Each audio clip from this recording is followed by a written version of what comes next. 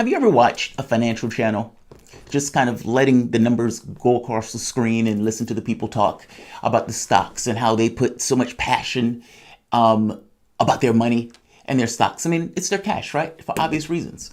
Some of these guys have cash that is so momentous, though, that you would wonder, why aren't you on a beach somewhere just kind of enjoying the rest of your life? But no, they're still in that money chase. How much do you need to get out of it? More. I just need more. Well, one of the weirdest things or the weirdest phenomena that I've had watching that channel was during the 737 crash. I was at the clinic, 737 MAX, and a plane went down. I think it was a few months prior. Another plane went down. It had just went down. And as I'm watching the financial channel, these guys parlay a quick conversation on, all these guys died, that's pretty horrendous, into that stock really going to take a hit. I mean, the Boeing is going to get crushed over this. And it's like, wait, you realize people died, right? But again, it's a financial channel. So the fact that all of these people died just matters less than the money that you're trying to accumulate based on these stocks. And so they got to do their job, right? Sorry those people died, but yeah, you got to sell the stock. Now, if you remember correctly, this was bad all the way around. Boeing 737 MAX, or Boeing's plane, couldn't compete with Airbus. Because they couldn't compete with Airbus, they didn't necessarily want to go and create an entirely new plane. They didn't want to do, the job of engineering a better device. So what they did was they said, hey, let's do a cost-saving measure and a speedy turnaround measure by putting kind of a different type of engine and then moving the engine up in its placement. So you can basically get a larger, the plane can go further. Now, this is great if you can pull this off. But the way they had to pull this off, because of the weird aerodynamics of that particular change that they made, was to update what they call MCATS system.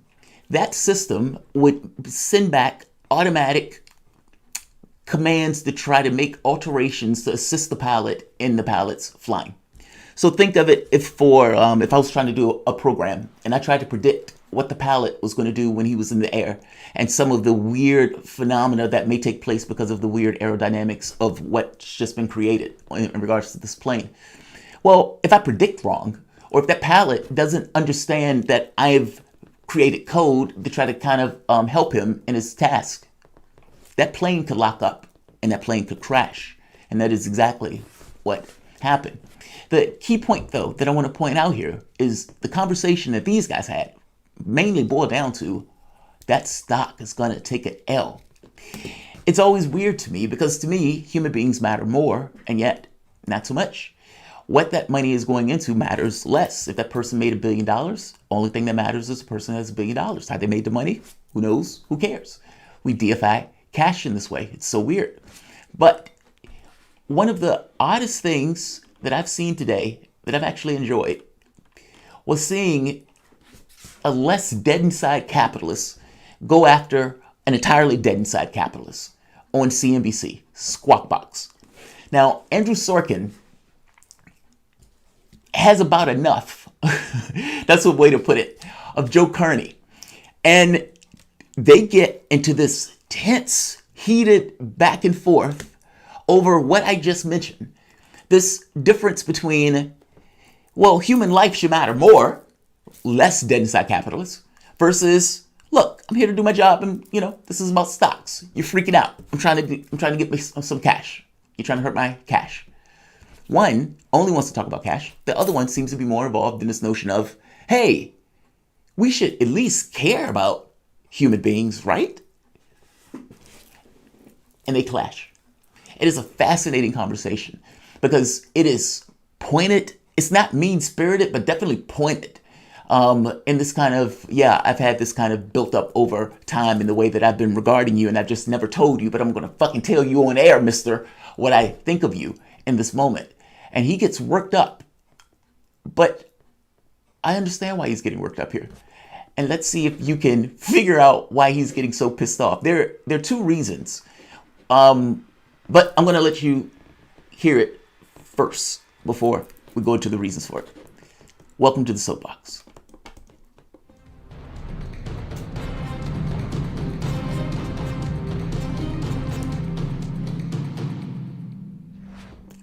My name is Jamal Thomas. This is an early morning soapbox. What, it's 3 in the morning or something? Or 2:30? So yeah, this is an early morning soapbox. I can't sleep. When real men can't sleep, they do the news. Instead of sitting up there and binge watching movies all night, I figure let's get some work done. So Andrew Sorkin, journalist, CNBC anchor, has about enough of Joe Kearney. And he is going to tell him about himself. And he's not going to spare any of the dickishness doing it. This is a great clip. Let's watch. Panicked about ever going out again. Panicked that we'd ever get back to normal. Joseph, you didn't panic about anything. You panicked about the market, panicked about COVID, panicked about the ventilators, panicked about the PPE. Now, just stop right here for the moment. Just stop right here for the moment. I'll start it back. What's the problem with the way this is going?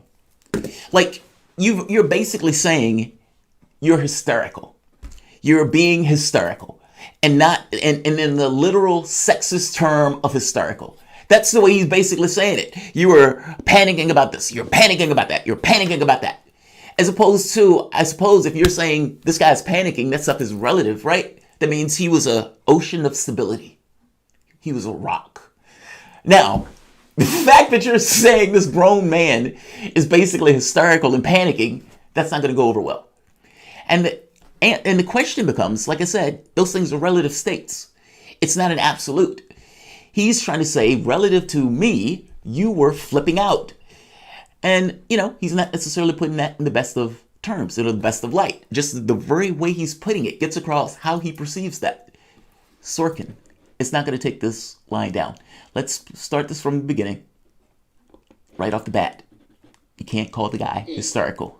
You panicked about the market, panicked about COVID, panicked about the ventilators, panicked about the PPE, panicked about ever going out again, panicked that we'd ever get back to normal. Joseph, you didn't panic about anything. What good is it? Why not help people died. Keep their head?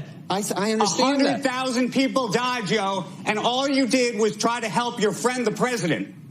That's. Notice what happened. And again, I'll play it again. I'm fascinated by this clip. These are two capitalists going at it. One capitalist, less dead inside, and the other one, entirely dead inside. You were panicking about everything. He said you were panicking about if you could ever go outdoors again. Talk about hyperbole.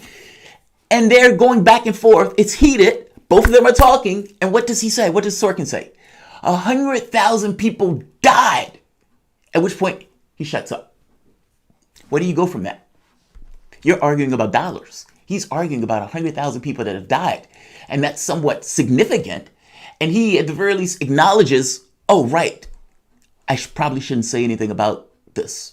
Because what am I going to say to push back on him invoking the number of people that have basically lost their life?